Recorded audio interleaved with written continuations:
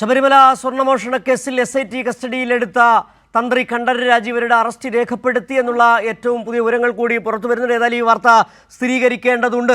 ഇപ്പോൾ advocate KS Arunkumar CPIM നേതാവ് നമുക്കൊപ്പം ചേരുകയാണ്. അരുൺകുമാർ, ഒരുപക്ഷെ ആ വിളവ് തിന്ന വേലി കസ്റ്റഡിയിലായിരിക്കുന്നു എന്ന് തന്നെ പറയേണ്ടി വരുന്നുണ്ട്.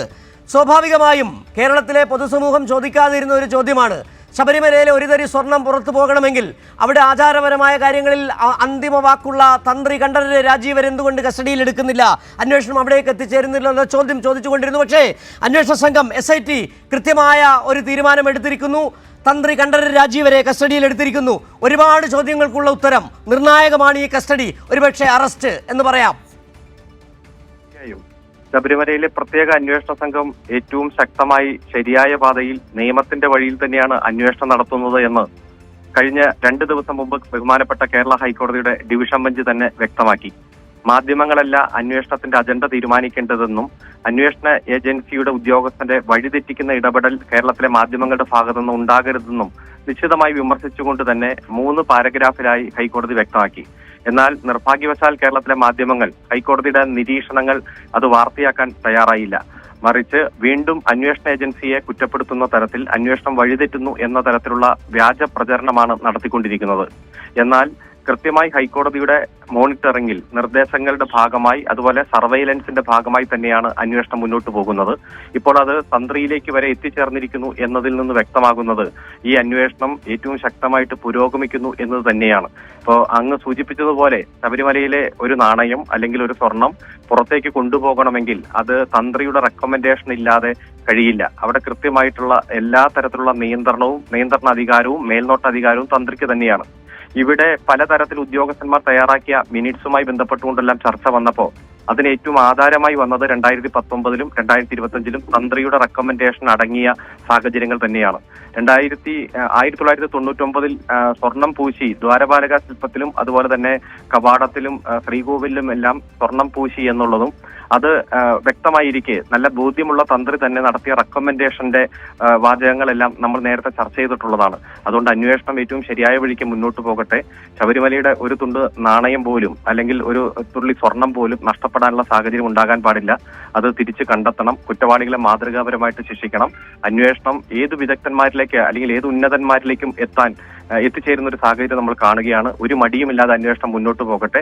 ഇതുമായി ബന്ധപ്പെട്ടുകൊണ്ടുള്ള വിശദമായിട്ടുള്ള വിവരങ്ങൾ പുറത്തു വരുമ്പോൾ നമുക്ക് കൂടുതൽ ഇതിൽ വ്യക്തത വരുന്നതാണ്. അരുൺകുമാർ, ഒരുപക്ഷെ നമുക്കറിയാം ഈ ഒരു ആൾക്കാർ ചർച്ച ചെയ്യാതെ വിടുന്ന ഒരു വിഷയമാണ് ശബരിമലയിലെ സ്ഥിരം സംവിധാനം എന്ന് പറയുന്നത് അവിടെ തന്ത്രിയുമാണ്, അവിടുത്തെ ഉദ്യോഗസ്ഥ സംവിധാനവുമാണ്. അരുൺകുമാർ, ഏറ്റവും പുതിയ വിവരം കൂടി ഈ സാഹചര്യത്തിൽ പങ്കുവയ്ക്കാറുണ്ട്. അദ്ദേഹത്തിൻ്റെ അറസ്റ്റ് രേഖപ്പെടുത്തി, തന്ത്രി കണ്ഠരര് രാജീവരുടെ അറസ്റ്റ് രേഖപ്പെടുത്തി എന്നുള്ള വിവരമാണ് നമുക്കിപ്പോൾ ഈ സാഹചര്യത്തിൽ പങ്കുവയ്ക്കാനുള്ളത്. നേരത്തെ പറഞ്ഞ പോലെ 2 സംവിധാനങ്ങൾ, സ്ഥിരം സംവിധാനങ്ങളാണുള്ളത്. ഒന്ന് തന്ത്രിയാണ്. ആളുകൾ മാറി വരുമെങ്കിലും തന്ത്രി എന്ന് പറയുന്ന സംവിധാനം ആ സ്ഥിരം സംവിധാനമാണ്. ഉദ്യോഗസ്ഥ സംവിധാനം അവിടെ ഉള്ളത് തന്നെയാണ്. അങ്ങനെയുള്ളവർ ചേർന്ന് നടത്തിയൊരു ഗൂഢാലോചന ആദ്യം തന്നെ സർക്കാർ CPM നേതാക്കൾ പറഞ്ഞതാണ് ഇത് ഉദ്യോഗസ്ഥ തലത്തിൽ നടന്നൊരു ഗൂഢാലോചന. പക്ഷെ അന്ന് ബോധപൂർവം പറയാതിരുന്നതാണ് തന്ത്രിയുടെ പേര്. ഒരു പക്ഷേ എങ്ങാനും CPM പേരെടുത്ത് പറഞ്ഞിരുന്നുവെങ്കിൽ ഒരുപക്ഷെ അതിൻ്റെ കാര്യം. ഏതായാലും അരുൺകുമാർ, നമുക്ക് അരുൺകുമാറിലേക്ക് മടങ്ങി വരാം. ഈ അറസ്റ്റിലായുമായി ബന്ധപ്പെട്ട ഏറ്റവും പുതിയ വിവരങ്ങളുമായി ഷീജ ഞങ്ങളുടെ പ്രതിനിധി ചേരുന്നുണ്ട്. ഷീജ, അറസ്റ്റ് രേഖപ്പെടുത്തിയോ? നിർണായകമായ അറസ്റ്റ്?